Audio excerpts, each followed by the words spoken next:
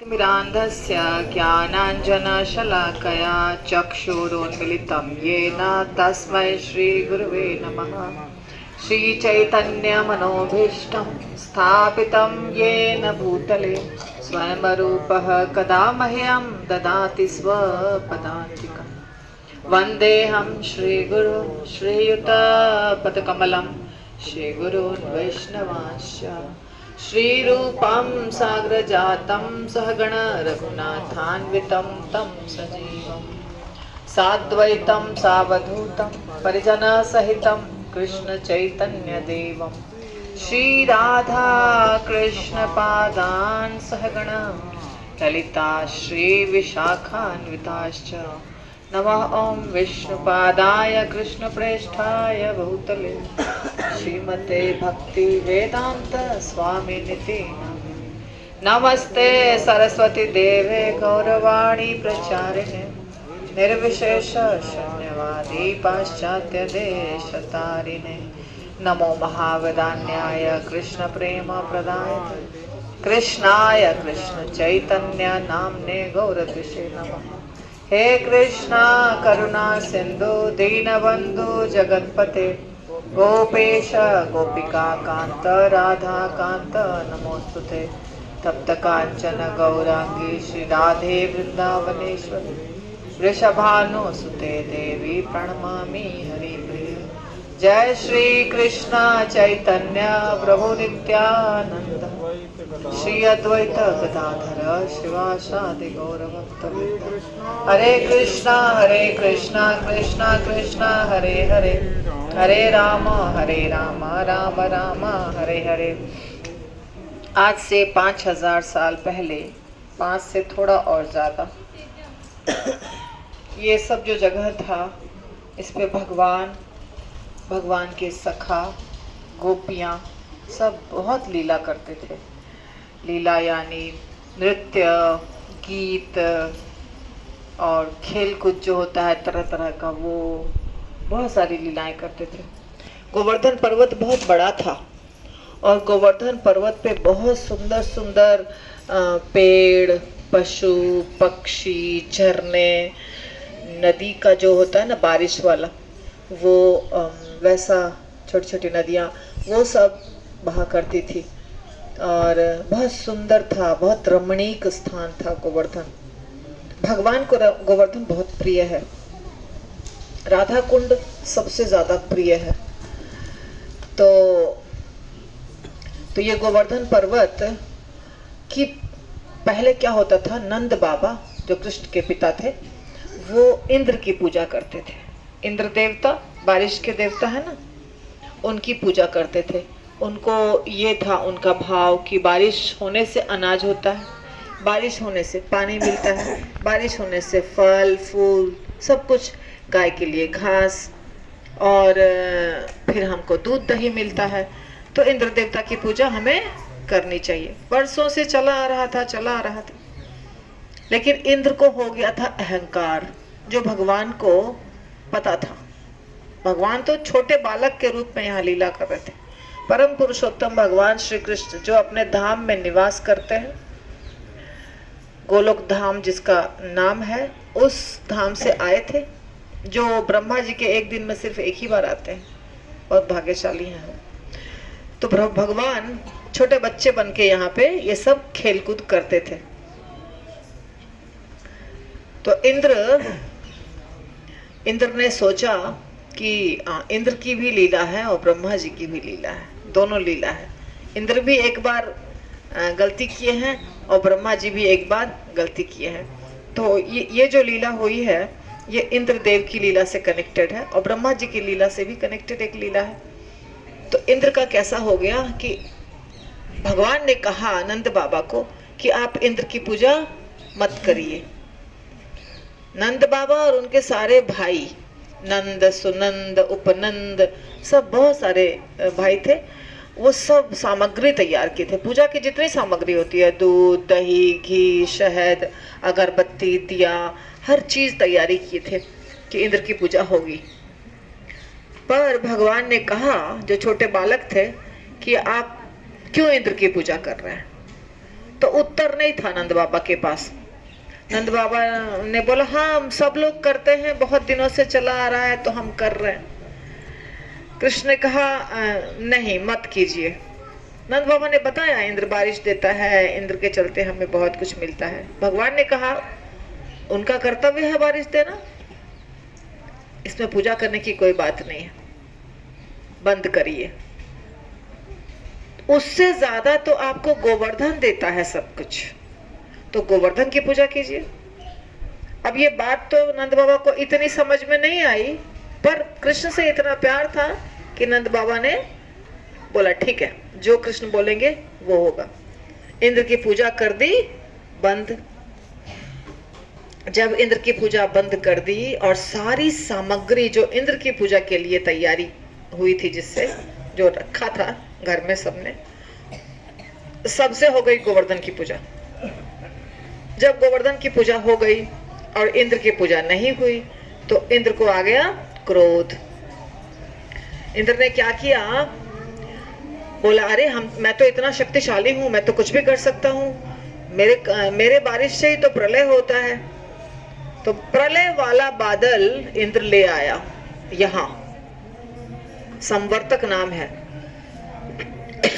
और उस बादल से बहुत जोर जोर से बारिश बरसाने लगा।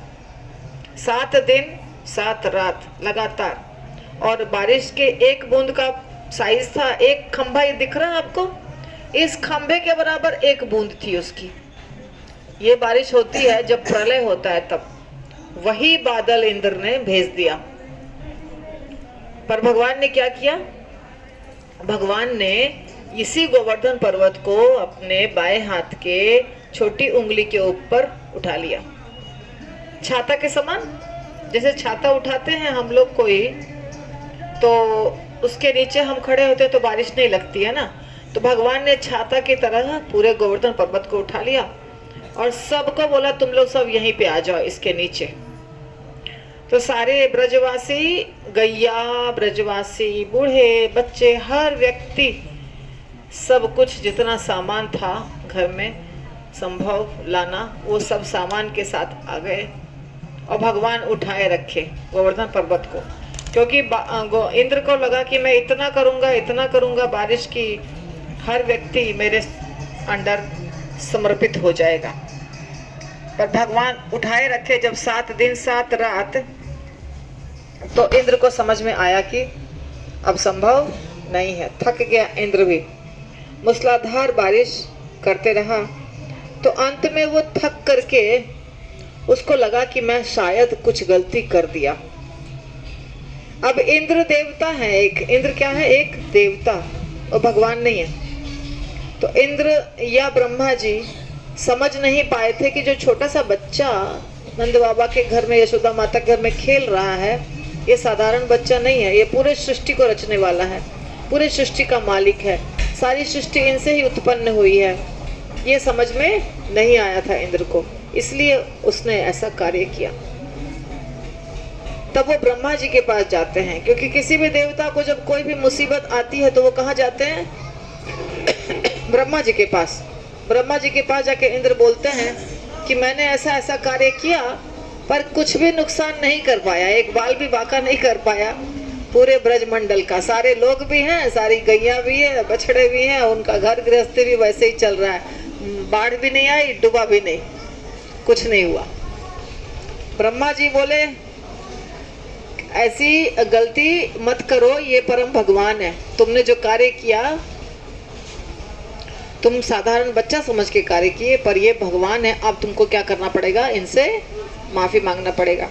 तो आपको पता है कि भगवान को गाय बहुत पसंद है, तो सुरभि गाय जो स्वर्ग लोक में रहती है, तो सुरभि गाय लेकर के आए, क्योंकि अगर हम सीधा चले जाएंगे तो भगवान नाराज ही रह जाएंगे, लेकिन गाय को देखेंगे तो भगवान थोड़े से खुश हो जाएंगे।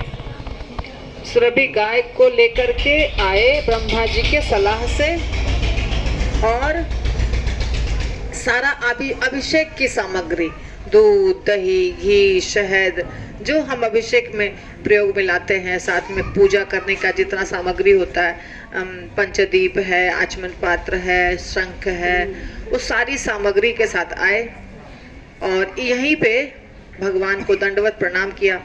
गैया को देख के भगवान खुश हो गए, जो उनकी नाराजगी थी वो दूर हो गई। और भगवान तो नाराज इसलिए हुए थे कि सबक सिखाना है इसको बताना है कि तुम्हारे अंदर कोई शक्ति नहीं है, जो शक्ति तुमको दिया है मैंने दिया है। गोवर्धन भगवान जो है, ये मत समझिए कि ये पहाड़ एक पत्थर का बना हुआ है, ये स्वयं कृष्ण है। भगवान ने कहा कि मैं गोवर्धन ही हूँ, गोवर्धन और मेरे में कोई अंतर नहीं है, इसलिए हम परिक्रमा करते हैं। तो इंद्र ने भगवान का अभिषेक किया यहीं पे, ये जो पीछे दिख रहा है आपको। तो अभिषेक से क्या हो गया, अभिषेक के जल से पूरा भर गया।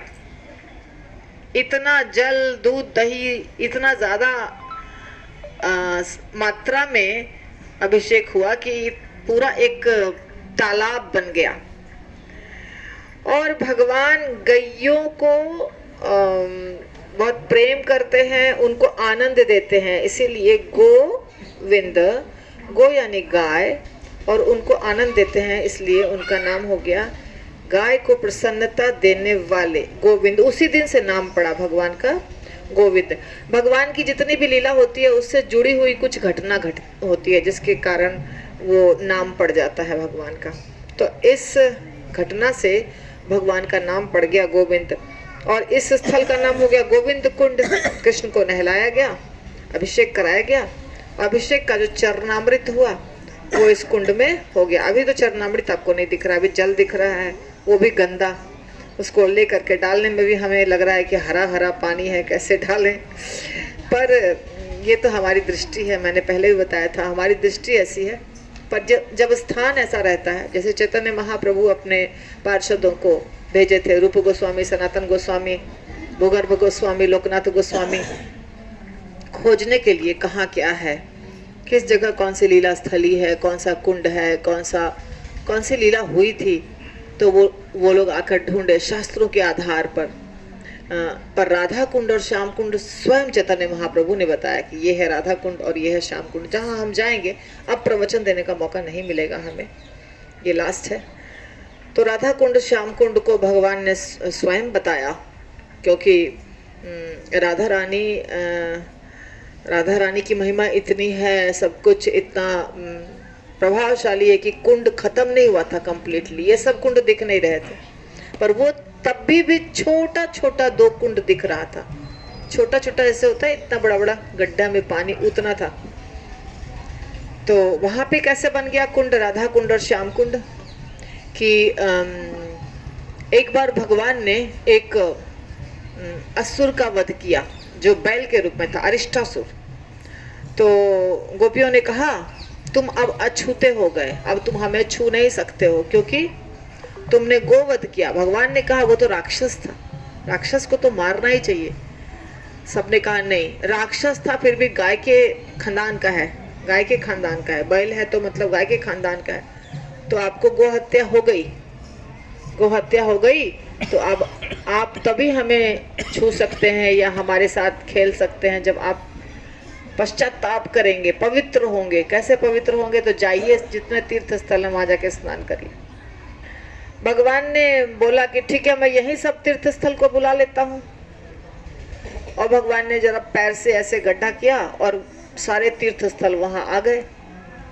राधा रानी बोलती हम नहीं मानते, हम नहीं मानते हैं कि ये सारे तीर्थ स्थलों का जल है। सारे तीर्थ स्थल स्वयं आकर के प्रणाम किए भगवान को। सब राधा रानी और गोपियों ने देखा,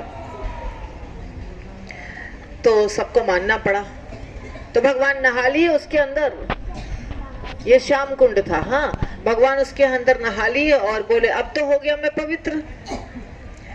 सब लोग कहने लग गए अब तो श्याम कुंड बन गया, अब तो कृष्ण का भाव और ज्यादा बढ़ गया है, अब तो वो और भी बदमाशी करेगा, अब बोलेगा मेरे नाम से कुंड भी है। सारी सखियां बोली राधा रानी को कुछ करना पड़ेगा, तुम्हारे नाम का भी कुंड होना चाहिए, क्योंकि कृष्ण के नाम का कुंड हो गया। तो राधा रानी ने बोला कि हाँ हाँ हम भी बनाएंगे कुंड। तो राधा रानी ने और सब सखियों ने अपने अपने चूड़ी से, कंगन से, चूड़ी से क्या किया, खोदना शुरू किया। खोदते खोदते खोदते खोदते गड्ढा बना लिया थोड़ा बड़ा सा। फिर कृष्ण बोले कि ले लो मेरे कुंड से ही जल, भर दो उसको। नहीं, हम तो नहीं लेंगे आपके कुंड से जल, हमको नहीं चाहिए आप किसी का एहसान। हम जा रहे हैं मानसी गंगा और मानसी गंगा से जल लेंगे। अब मानसी गंगा भी भगवान ने ही बनाया था। इसके पहले जो हमने दर्शन किया था मानसी गंगा का, वो भगवान ने अपने मन से प्रकट किया था उसको, मानसी गंगा को।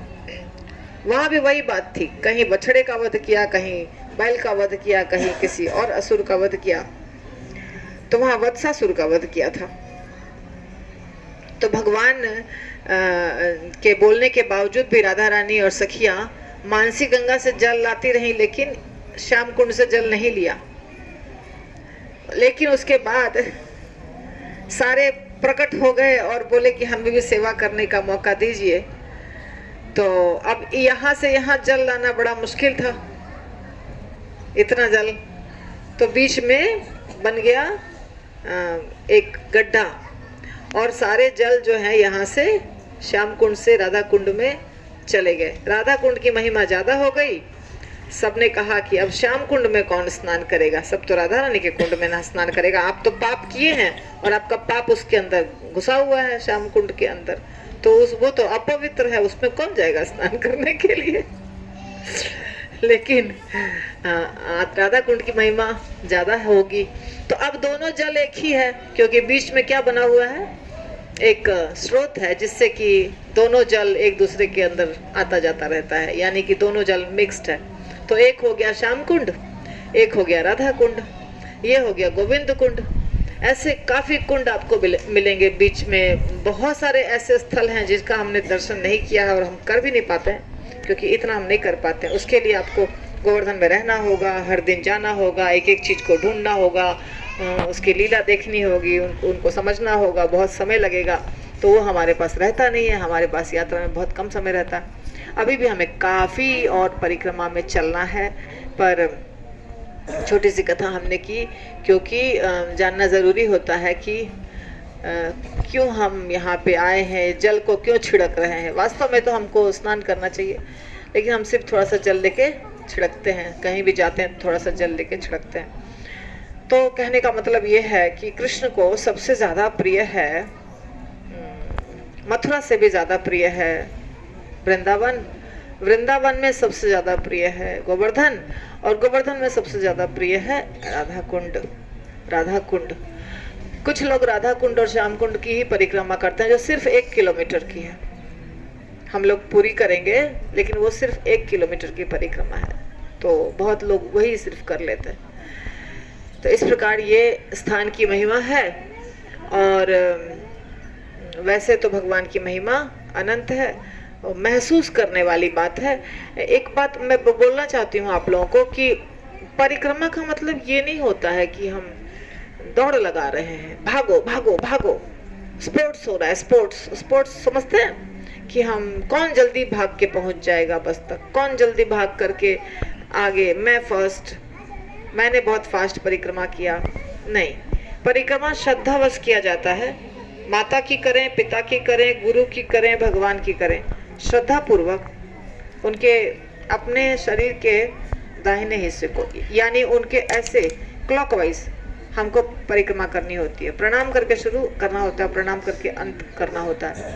इसका अर्थ होता है कि हम आपको बहुत आदर दे रहे हैं, सम्मान दे रहे हैं, हम आपको प्रणाम कर रहे हैं, इसलिए हम परिक्रमा आपकी लगा रहे हैं।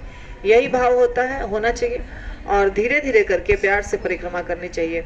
ये भाव नहीं होना चाहिए कि कौन 5 घंटे में ख़त्म कर लिया, कौन 6 घंटे में ख़त्म कर लिया, कौन 3 घंटे में ख़त्म कर लिया। ये भाव बिल्कुल भी नहीं होना चाहिए। श्रील प्रभुपाद की जय। ताई गौरमानंदे हरि हरि बोल। क्वेश्चन है? ठीक है। गोवर्धन के प्रकट लीला बताइए थोड़ा, क्योंकि हम गोवर्धन में हैं, उनके लिए गोवर्धन कैसे प्रकट हुए? एक इसमें छोटी छोटी 2-3 लीलाएं हैं। देखिए आदि वराह पुराण के प्रसंग के अनुसार राम अवतारा था। यहाँ पर ये वाली लीला है, ठीक है।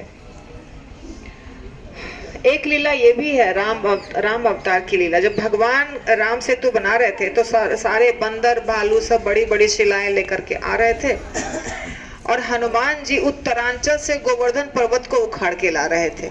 हनुमान जी क्या भगवान जब राम सेतु बना रहे थे ना, तो भगवान जब राम सेतु बना रहे थे रामेश्वरम में, सेतु बनाने के लिए सब लोग पत्थर ला रहे थे, तो हनुमान जी पत्थर लाने के बदले क्या किए, उत्तरांचल से, उत्तरांचल में इस प्रसंग के अनुसार, ये कौन से पुराण का है, वराह पुराण के अनुसार उत्तरांचल में गोवर्धन पर्वत स्थित थे। तो उत्तरांचल से रामचंद्र जी की आज्ञा के बाद उत्तरांचल से गोवर्धन पर्वत को लेकर के आ रहे थे। लेकिन जब आए तो बीच में ही जब यहाँ थे, यहाँ के नजदीक, तो उनको आकाशवाणी हुई कि सेतु बन गया, सेतु का निर्माण हो गया, मतलब और पत्थर की आवश्यकता नहीं है। समझ में आ रही है बात? तो हनुमान जी ने उनको यहीं रख दिया। जो पर्वत उठा के ला रहे थे राम सेतु के लिए, जो लेकर जाने वाले थे रामेश्वरम, वो पर्वत कहाँ रख दिया? यहीं, ये पर्वत जो आप देख रहे हैं।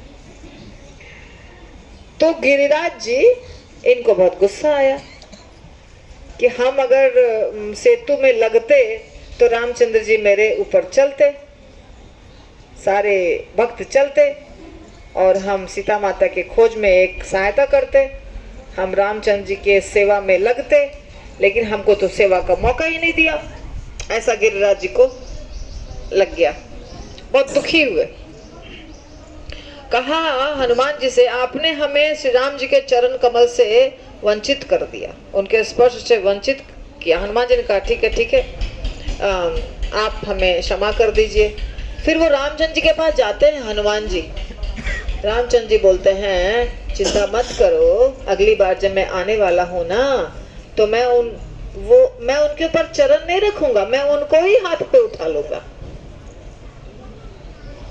चरण तो रखूंगा ही, गोपियां भगवान सब चरण तो रखते ही थे, पर वो इतना प्यारे हैं कि मैं उनको हाथ पे उठाने वाला हूँ। तो चिंता मत करो, और ये लीला होने वाली है, मैं हथेली पर उनको उठाऊंगा।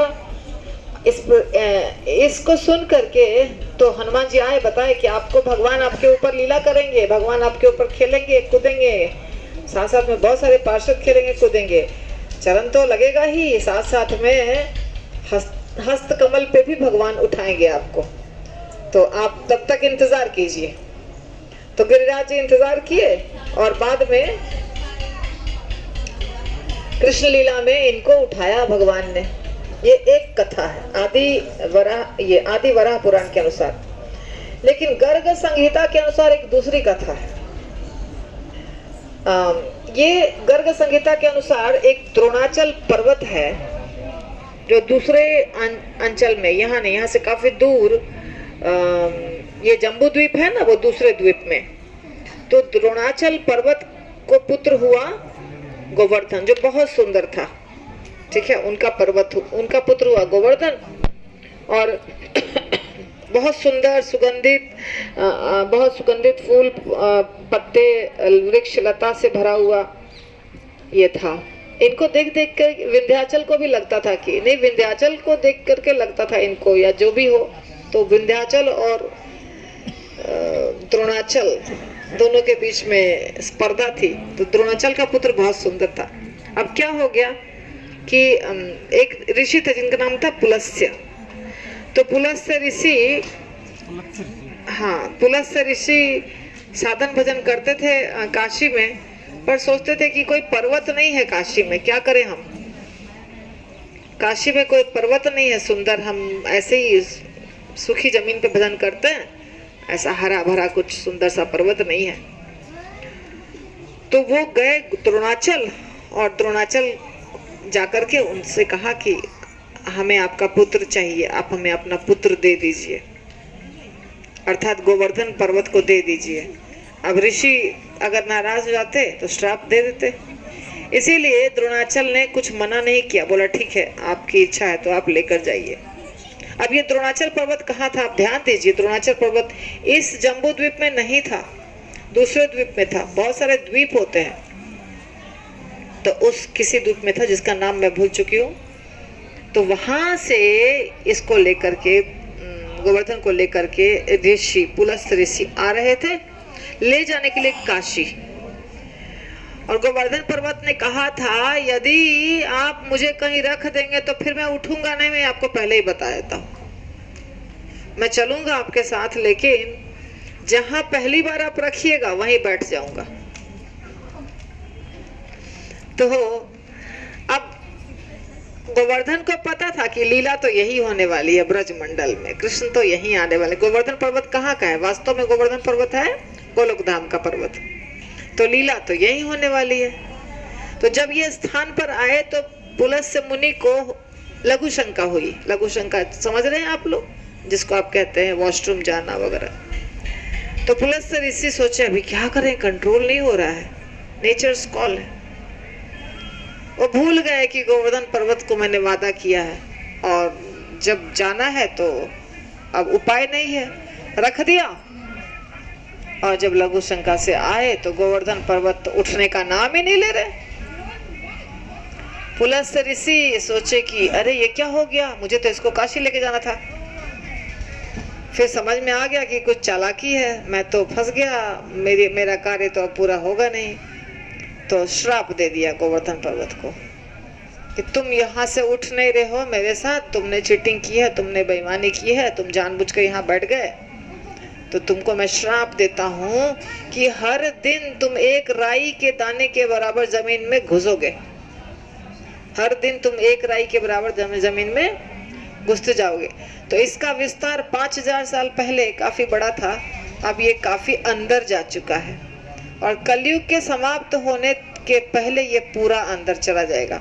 जब गोवर्धन पर्वत पूरा अंदर चला जाएगा तो पूर्ण रूप से कलयुग सब जगह विस्तार कर लेगा। जैसे कल की अवतार होगा तो तब तक गोवर्धन नहीं रहेगा, यमुना नदी भी नहीं रहेगी, कुछ नहीं रहेगा, सब समाप्त हो जाएगा। उसके बाद कल की अवतार होगा। तो ये भी लीला है। ये दो तरह से गोवर्धन का प्राकट्य बताया गया है। ठीक है, हो गया। हरे कृष्ण कृष्ण कृष्ण हरे हरे, हरे राम राम